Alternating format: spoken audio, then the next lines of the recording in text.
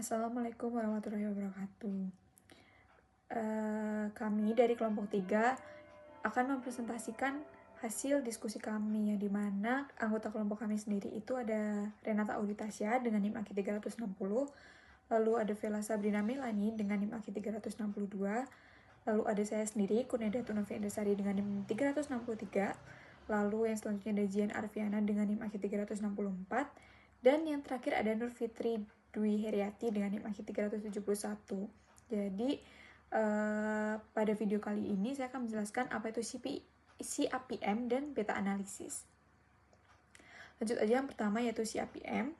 CAPM atau Capital Asset Pricing Model, yang dimana definisi ini sendiri itu dia merupakan model keuangan yang digunakan untuk mengukur hubungan antara risiko sistematis dengan return yang diharapkan pada aset tertentu.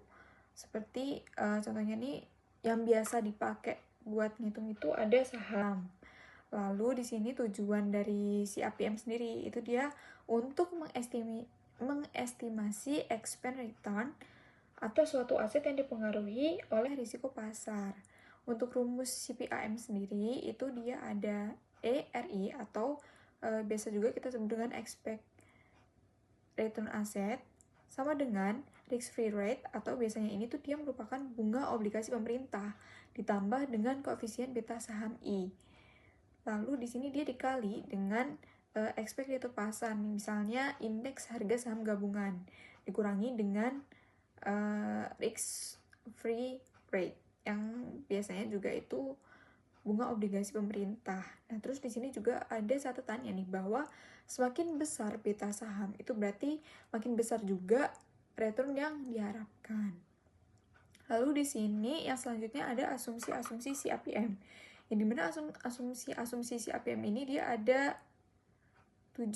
Yang pertama, pasar modal efisien atau informasi tersedia dan langsung tercermin pada harga. Yang kedua di sini ada investor bersifat risk advance dan rasional. Lalu yang ketiga di sini dia ada semua investor itu memiliki ekspektasi yang sama. Lalu yang selanjutnya yang keempat di sini dia ada investasi dilakukan dalam jangka waktu yang sama. Yang kelima, tidak ada pajak dan biaya transaksi. Yang keenam, tersedia atas aset bebas risiko yang bisa dipinjam dan dipinjamkan. Lalu yang terakhir di sini dia ada return aset mengikuti distribusi normal. Lalu yang selanjutnya yaitu pengujian model CAPM. Yang dimana tujuan dari pengujian model CAPM ini itu untuk menguji validitas hubungan linear antara beta dan return realisasi saham.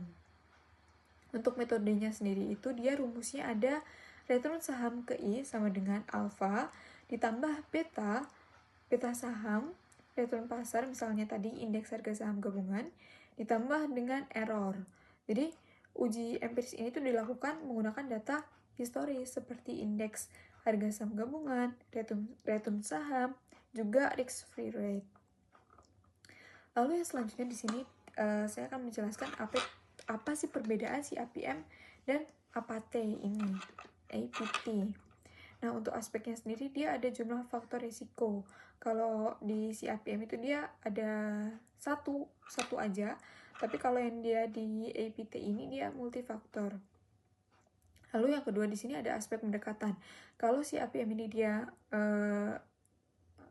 pendekatannya melalui teoritis. Nah, kalau si APT ini tuh dia menggunakan pendekatan empiris. Lalu yang aspek selanjutnya itu dia di sini ada model, yang dimana model untuk si APM sendiri itu dia sederhana dan mudah digunakan. Tetapi yang APT ini tuh dia lebih kompleks namun lebih fleksibel. Lalu aspek yang selanjutnya di sini ada asumsi. Jika si APM itu dia asumsinya lebih ketat, kayak nih ada pasar, efisien, ekspektasi sama, dan lain sebagainya. Cuma kalau APT ini tuh dia lebih longgar terhadap kenyataan pasar yang ada. Lalu untuk aspek selanjutnya di sini ada estimasi beta, yang dimana si APM ini tuh satu beta terhadap pasar. Tapi kalau APT ini tuh dia banyak sekali sensitivitas atau faktor loadingnya seperti itu. Lalu di sini yang selanjutnya saya akan membahas estimasi beta. Untuk regresi historinya di sini dia ada RI, yang dimana RIT ini tuh dia didapatkan dari alfa ditambah beta RM ditambah ditambah itu. Estimasi beta sendiri ini tuh menggunakan software statistik seperti Excel, SPSS, eViews, dan sebagainya. Untuk sumber datanya sendiri, itu yang pertama, return saham dia didapatkan dari data harga saham bulanan. Lalu untuk return saham sendiri itu didapatkan dari indeks harga saham gabungan bulanan. Lalu di sini juga ada risk-free rate, itu dari suku bunga SPI atau SUN pemerintah.